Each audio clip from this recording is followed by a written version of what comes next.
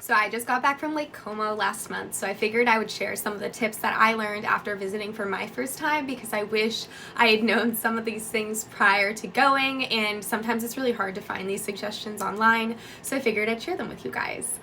So first off, Lake Como is actually made up of multiple cities and towns, so when you actually are looking at places to stay in Lake Como itself is like one of the big cities, but the lake has tons of little cities such as Bellagio, Verena, Tremezzo, Melagio that you can actually stay in, which I think are actually a little bit more quaint and picturesque than just the big city itself of Lake Como. So I would definitely poke around and encourage you to check out some of the alternative areas to stay in.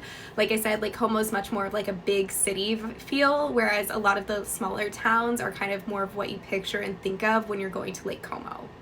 Second, getting to Lake Como can be tricky if you're trying to do it by car, but I'd highly recommend just taking the train directly from Milan. It is like the easiest train ride ever. It's under 2 hours. I want to say it was like an hour and a half or so, but it's super simple. You just hop on the train and it drops you off right in the town of Verena, which is an absolutely beautiful town right on Lake Como, which you can obviously stay in, or from Verena you can take one of the ferries to any of the smaller towns, and it's very simple.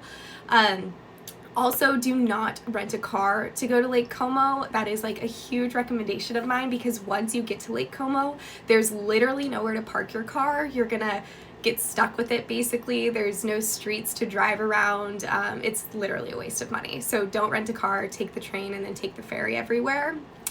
Next, the ferry can actually be used as kind of like a sightseeing tour, you could say. That's a lot less expensive than renting a private boat. Private boats can run up to $300 plus an hour, so if that is not in your budget, just jump on the ferry. When you get a ticket, you can use it for the day and basically take it to any of the towns, which is really fun. When we did it, we actually were able to hit, I think, 3 or 4 of the towns in one day, and it's a like under $15 ticket.